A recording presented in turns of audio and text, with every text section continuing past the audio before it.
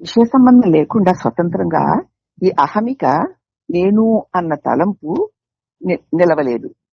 ఈ ఈ సంపర్కం ఎందుకు కలిగింది? అలాగా విషయాలు లేకపోతే ఉండలేనటువంటి ఈ దేహంతో విషయాలతో ఈ సంపర్కం ఏదైతే ఉందో దానినే అజ్ఞానము అంటున్నారు. అజ్ఞానం అంటే ఏంటో స్పష్టంగా తెలుస్తుంది కదమ్మా. చాలా అమ్మా, చాలా క్లియర్ గా చెప్పారమ్మా. అదే తెలివి లేకపోవడం. తెలివి లేదు కాదు, తెలియకూడనిది, అక్కరలేనిది నిజమనిపించడం, అదే అజ్ఞానం. అయితే మన ప్రయత్నాలన్నీ కూడా ఈ అజ్ఞాన నిర్మూలన కోసమే. దాని విషయాత్మక బుద్ధిని నశింపచేయాలి.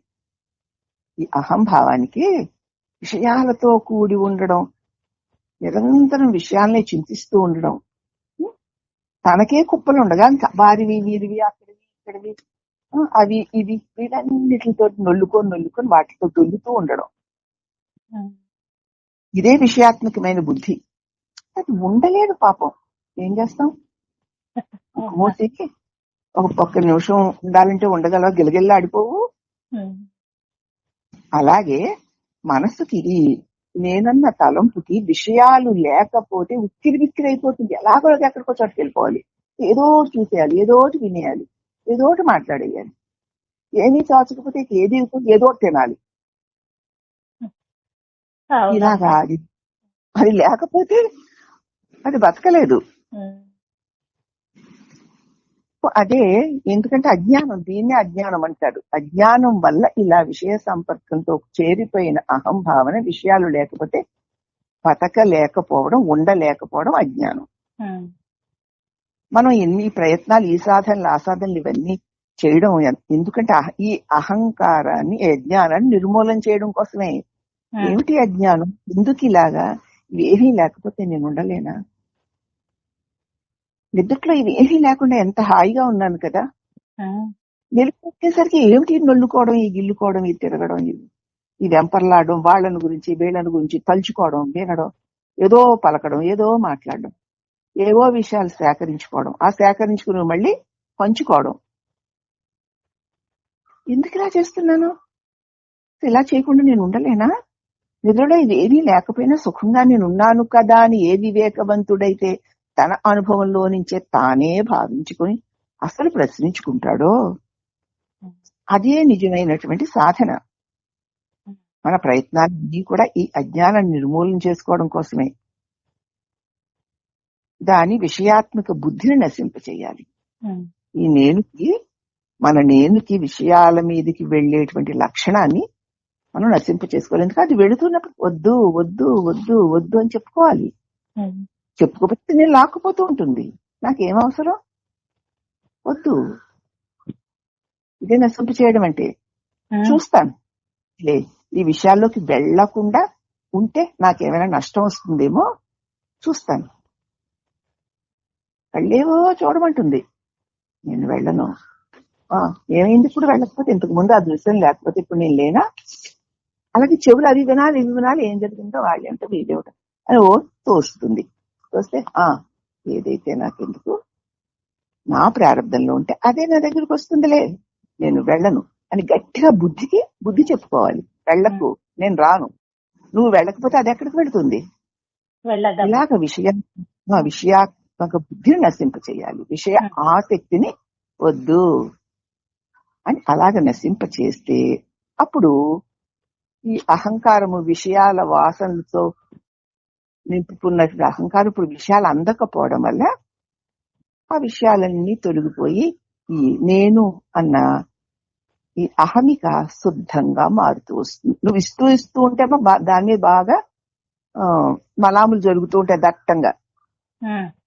ఇవ్వకపోతే అవన్నీ కరిగిపోతూ ఉంటాయి. అప్పుడు అహంకారం యొక్క శుద్ధంగా మిగులుతూ ఉంటుంది.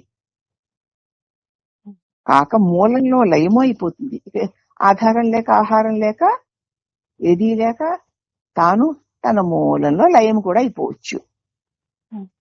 దేహాత్మ బుద్ధి యథార్థం కాదు, ఈ దేహం నేను అన్న బుద్ధి నిజం కాదు. సద్గురులు శ్రీ రమణులు తన అనుభవం ద్వారా ఎంతమందికో ఈ అమృతాన్నే పోశారు. భగవాన్ ఇంత బాగా చెప్పారు, అంత బాగా చెప్పారు అంటున్నారు. ఏది చెప్పారు? నీవు దేహం అన్నది అబద్ధం, తప్పుడు అజ్ఞాన భావన. కాబట్టి ఆ భ్రాంతిని వదులు అని చెప్తున్నారు. ఆ దేహం నేనన్న భావన పోతేనే సత్ఫలితాలు కలుగుతాయి, నువ్వు సుఖంగా శాంతిగా ఉండగలుగుతావు అంటూ కూడా భగవాన్ చెప్పేవారు. అలాగే చెప్పారు కూడాను. అప్పుడు ఆ పృచ్ఛకుడు మరి ఈ దేహాత్మ భావనని తొలగించుకోవడం ఎలాగా? నేను దేహం కాదు అని చెప్పారు భగవాన్. నిజంగా మీరు చెప్పిన పద్ధతిలో చూస్తే నిజంగా కాదు కూడాను, తెలుస్తోంది కూడాను. కానీ దాన్ని తొలగించుకోలేకపోతున్నాను. నా విషయాలతో తిరిగేటువంటి తప్పుడు బుద్ధిని, వంకర బుద్ధిని నేను అసలు అది తప్పుడు బుద్ధి, అది వంకర బుద్ధి, అక్కర్లేని విషయాలను మోసుకునే చెత్తది. దాన్ని వదలాలి అని కూడా నాకు ఇంతకాలం తెలియలేదు. నా బుద్ధి చెడిపోయింది కాబట్టే విషయాల్లో తిరగాలని ఆసక్తి చూపిస్తోంది. నా బుద్ధే గనక శుద్ధంగా ఉంటే విషయాలను వదిలి హాయిగా ఆ శాంతి రూపమైన పరమాత్మతో ఉంటుంది అని మీరు చెప్పాక నాకు తెలుస్తోంది. ఓహో, ఈ బుద్ధిలోని మలినమే ఇలాగా భ్రాంతిని కల్పిస్తోంది. ఈ బుద్ధిలోని భావనే దేహాత్మ భావాన్ని పెంచి పోషిస్తోంది. కాబట్టి నేను దేహం అయితేనే ఇవన్నీ నాకు, నేను దేహాన్నే కాదు అని మీరు చెప్తున్నారు, నాకు తెలుస్తోంది. కానీ స్వామి దాన్ని ఎలా తొలగించుకోవాలి అని అడిగాడు. అప్పుడు భగవాన్ అన్నారు, చూడు, మనసుతోటి దేహంతో కలవకుండానే నిద్రలో నువ్వెంత బాగున్నావు, ఉన్నావా? అప్పుడు దేహం గాని మనసు గాని ఈ నానా రకాల తలంపులు గాని జగత్తు గాని ఉన్నాయా?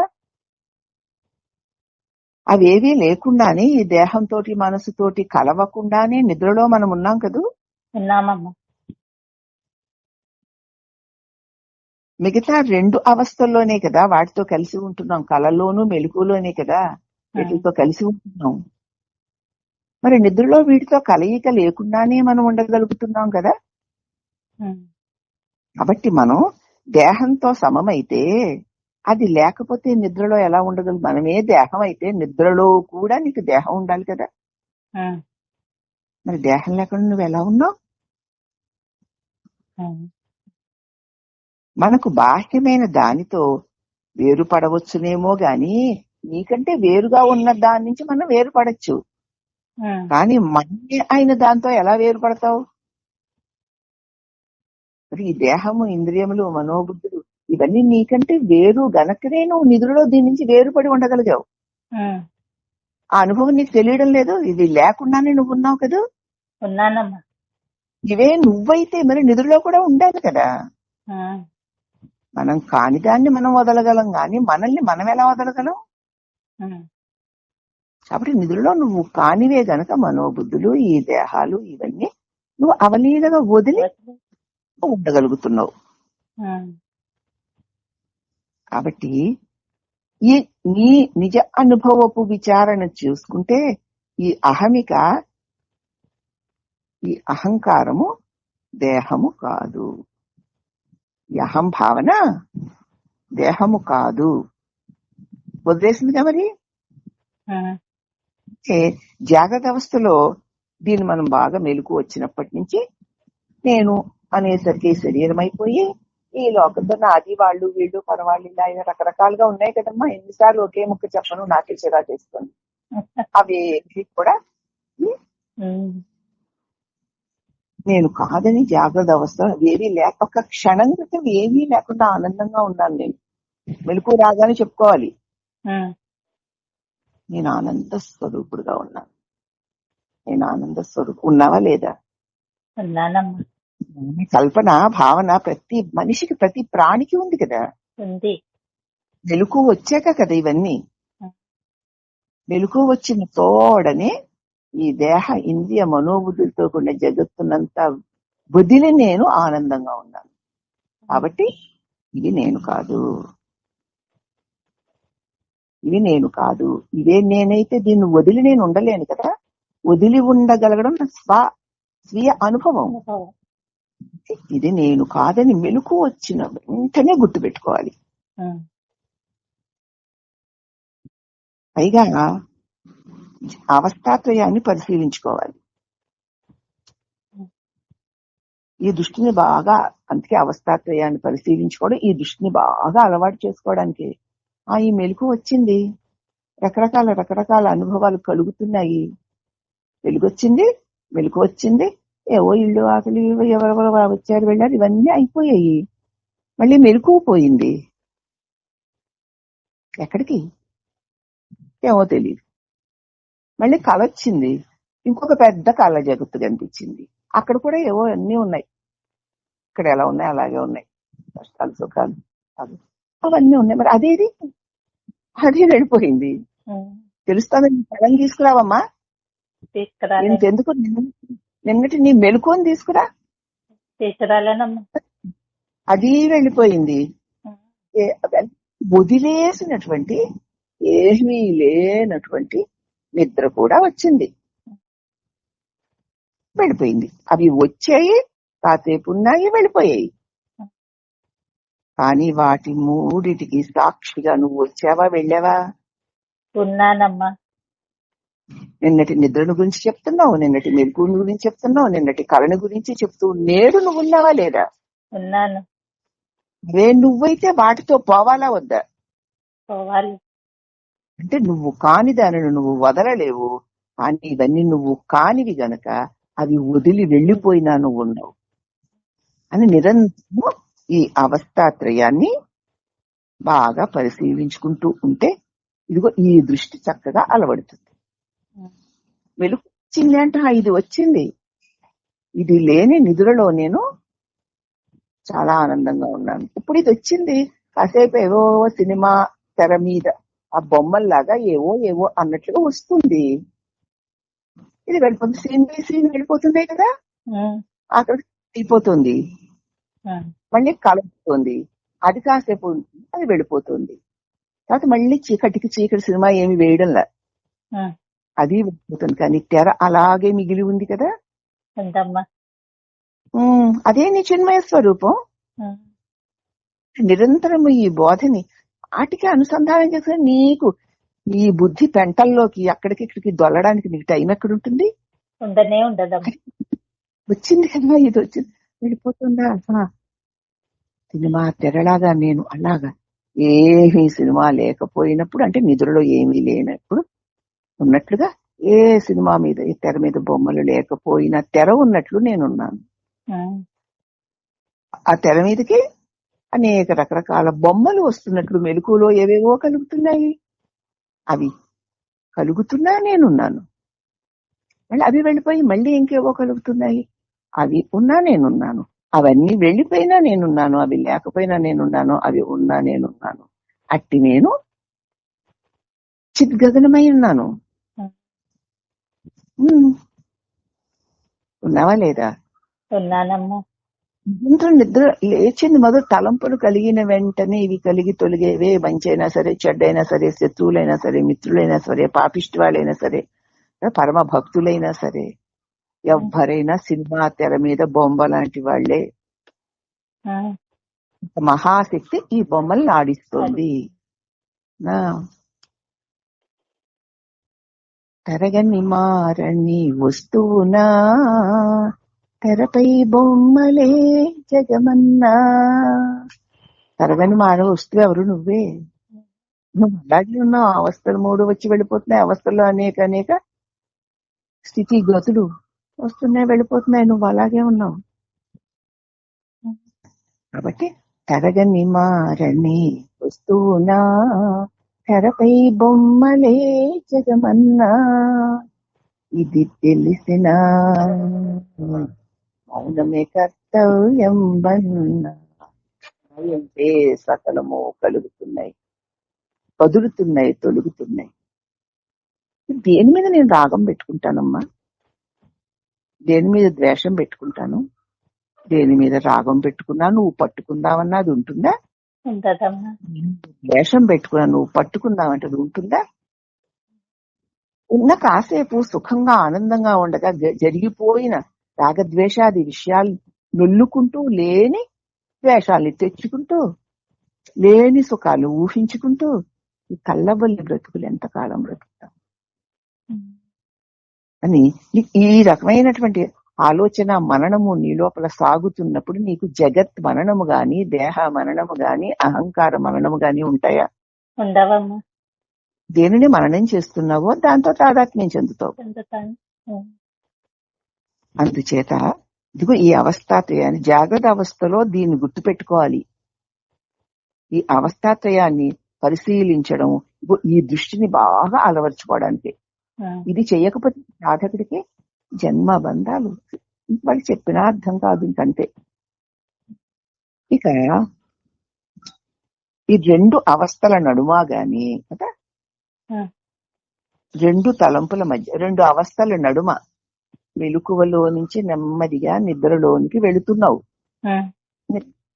అలా అలా అలాని పూర్తి మెలకువ కాదు, పూర్తి నిద్ర కాదు, ఒక స్థితి మనకు ఉంటుంది. అలా ఆ స్థితిలో గాని రెండు తలంపుల మధ్య గాని అంతరాంతరంగా శుద్ధమైన స్వచ్ఛమైన ఈ అహమిక అనుభవంలోకి వస్తుంది. చూడు, వస్తుందా నిద్రలోకి పూర్తిగా వెళ్ళడం లేదు, మగత అనుకో. అలాగని పూర్తి నిద్ర కాదు. అప్పుడేముంది? మెలకువలోని జగత్తు లేదు, నిద్రలోనే చీకటి లేదు. అదే ఈ శుద్ధమైన ఆత్మస్వరూపం. అట్లా మనం జాగ్రత్తగా నిద్రలోకి వెళ్లే ముందు, నిద్రలో నుంచి వచ్చే ముందు పరిశీలించేసుకో. ఈ శుద్ధ అహమిక నీకు అనుభవంలోకి వస్తుంది. అది ముందు ఒక ఆలంబనాన్ని చిక్కించుకున్న పిదపనే పూర్వపు ఆధారాన్ని వదిలే జలూకము వంటిది. ఎలాంటిదంటే ఈ అహమికి నేను అన్న తలంపు ముందు ఒక దానిని వదిలితేనే రెండో దాన్ని పట్టుకుంటుంది. నిద్రని వదిలితేనే మెలకువలోకి వస్తుంది, మెలుకు వదిలితేనే నిద్రలోకి వస్తుంది. ఈ అహంకారం ఎలాంటిదంటే ఒక గొంగళి పురుగు లాంటిది. గొంగళి పురుగు తనకి ముందున్న ఒక దాన్ని పట్టుకున్న తర్వాత వెనకాల ఉన్న దాన్ని వదులుతుంది. జలూకము వంటిది మన అహంకారం. కాబట్టి నిద్రని వదిలితేనే మెలకువ, మెలకువను వదిలితేనే నిద్ర. అవునా? మొదలడానికి ముందు ఒక దానిని వదిలి రెండో దాన్ని పట్టుకోవడానికి ముందు ఏదైతే ఉందో, మధ్యలో ఏదైతే ఉందో ఇదిగో దానిని ఆధారం చేసుకుని ముందుకి వెనక్కి వెళ్ళడం. అందుచేత విషయాలతోనూ తలంపులతోనూ ఎట్టి సంపర్కము లేకుండా ఉన్నప్పుడే ఈ అహమిక యొక్క నిజమైన స్వభావం నీకు గోచరిస్తుంది. విషయాలతోటి తలంపులతోటి ఏ సంబంధము లేకుండా ఉన్నప్పుడే నీకు ఈ నేను యొక్క నిజస్వరూపం నీకు గోచరిస్తుంది. ఒక దానిని వదిలి మరొక దాన్ని పట్టుకోవడం అప్పుడు తెలుస్తుంది. పరిశీలనగా చూడకపోవడం వల్ల అది కంటిన్యూ అయిపోతుంది అనుకుంటున్నావు. ఆలోచన కూడా ఒక దానిని వదిలేకనే మరొక దాన్ని పట్టుకోగలుగుతాం. కానీ ఆ మధ్యలో గ్యాప్ మనకి అసలు కనపడదు. అలాగే సినిమా స్క్రీన్ మీద కూడా మనం అలాగే ఒక పాట వస్తుంటే వాళ్ళు డాన్స్ చేస్తున్నారు అనుకుంటాం, ఒకేసారి పాట డాన్స్ కలిసి ఉన్నట్లు కనపడుతుంది. కానీ అలా కాదు. అది సూక్ష్మంగా చూస్తే ఒక డాన్స్ ఒక యాక్టర్ డాన్స్ చేస్తాడు అనుకో, చేతి కదలిక, కాలు కదలిక, అవన్నీ కూడా ఒకేసారి అలా వెంటనే జరిగిపోతున్నట్టు కనపడతాయి. కానీ అలా కాదు, నెమ్మది నెమ్మదిగా జరుగుతూ ఉంటాయి. అవి అలా స్లో మోషన్ లో జరుగుతూ ఉంటాయి. కానీ ఒకేసారి జరిగినట్టు కనిపిస్తాయి. అలాగే ఇక్కడ కూడా మెలకువ నిద్ర అన్నవి అతి నెమ్మదిగా మెలకువలో నుంచి నిద్రలోనికి, నిద్రని అందుకోవడానికి వెళుతూ ఉంటుంది అహమిక. అప్పుడు నిద్రకి మెలకువకి మధ్య ఉన్న గ్యాప్ నీకు తెలుస్తుంది. పూర్తిగా నిద్రలోనూ లేదు, పూర్తిగా మెలకువలోనూ లేదు. అప్పుడు ఈ అహమిక యొక్క స్వభావం నీకు అర్థమవుతుంది. అవస్థాత్రయాన్ని చక్కగా పరిశీలనం పెంచుకుంటూ విశ్వాసంతో ఇట్టి అవకాశాన్ని పెంపొందించుకో. అవస్థాత్రయాన్ని మాటి మాటికి పరిశీలించుకో. విశ్వాసంతో, నమ్మకంతో ఇలాంటి అవకాశాన్ని పెంపొందించుకుంటూ వస్తోంది, వెళ్తోంది నిద్ర. ఇలా నెమ్మదిగా ఆవరిస్తోంది. తర్వాత మళ్ళీ నెమ్మదిగా నిద్ర తొలగిపోయి మెలకువ కలుగుతుంది. మళ్ళీ మెలకువ తొలగిపోయి కళ. అలా నెమ్మదిగా ఒకదాని తర్వాత ఒకటి లాగా తిరుగుతున్నాయి. వీటిని కనుక నువ్వు జాగ్రత్తగా ఈ అవస్థాత్రయాన్ని పరిశీలిస్తే నీకు నీ నిజస్వరూపం నువ్వు చక్కగా గ్రహించడానికి అవకాశం దొరుకుతుంది. కాబట్టి అట్టి అవకాశాన్ని, అవస్థాత్రయాన్ని జాగ్రత్తగా ఒక అవస్థలో నుంచి మరొక అవస్థలోనికి అవస్థగా మారేటప్పుడు జరిగేటువంటిది గుర్తిస్తే ఈ అవస్థ జరుగుతున్నప్పుడు కూడా దాని గుర్తులో నువ్వు ఉండగలుగుతావు. కాబట్టి అట్టి అవకాశాన్ని బాగా పెంపొందించు. ఇదే సాధన అని భాగవతం